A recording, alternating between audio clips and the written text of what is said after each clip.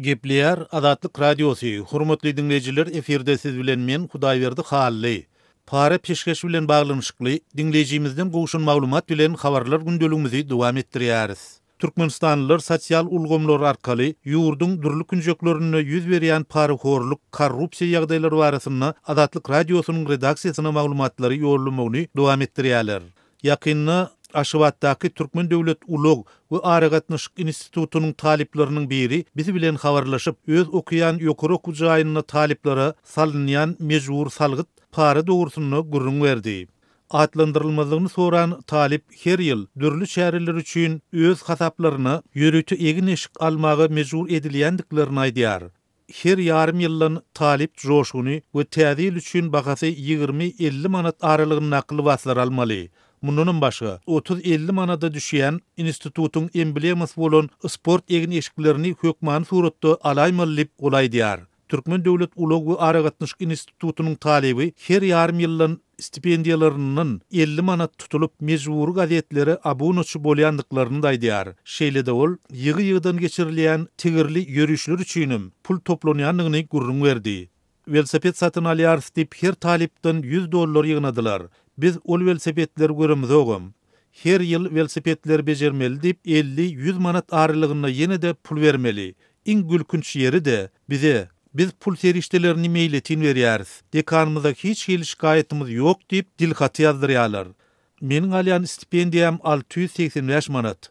Biziň talançy bolumlarymyzyň jany sag bolsun, stipendiýamyzyň hödýerini görüp bilemizok diýip ýaş talip aýdýar.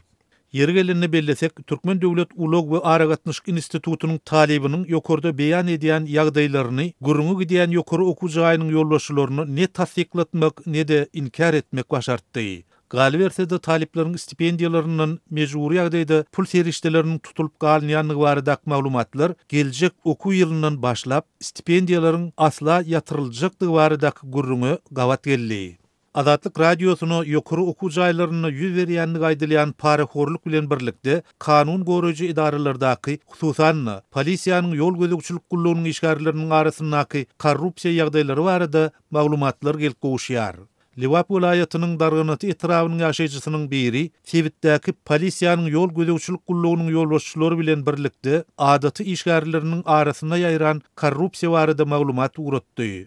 Atlandyrylmalygyny soran okujymyz gullugyň işgärleriniň anyk atlaryny we wezipelerini sanap geçse-de, Azatlyk Radiosu olaryň şahsiýeti barada maglumat bermekden saklanýar. Maglumatda polisiýanyň ýol gözegçilik gullugynyň nähilidir bir resmi namy alınjak bolsa, onu keskitlenen meşhurdäki para berilmese, bu işiň amala aşmaýanlygyny belleýär. Şeýle-de adaty awto inspektorlaryň sürüjilerden her dürli bahanalar bilen para toplanýanlygy hem nygtalyk geçilýär.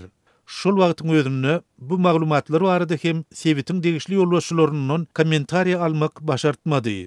Sözümüzün ahirine bellesek, Türkmenistan halkary gurumlarynyň dünýä ýurtlaryny korrupsiýanyň derejesi barada hasabatlaryny ýylyň iň ýyzdaky derejäne ýelýär. Soňky döwür Türkmen häkimetleri korrupsiýa, paraxorluga garşy barlyşyksyz göreşi wada berip, bu aýplamalarda aýplanýanlaryň günäleriniň geçilmejekdigini tekrarlaýarlar. Emma muňa garamazdan resmi habarlardan çen tutulsa, korrupsiýa faktlary azalmaýar we synçylar ýurtda adalatlygyň aly seçilip alynan ýagdaýda we kanunçylygy dol saklamazdan berjaý edilýändigini, sudlaryň garaşsyz dälligini, aýplanýanlaryň özlerini kanun esasyna gorap bilmeýändiklerini aýdýarlar.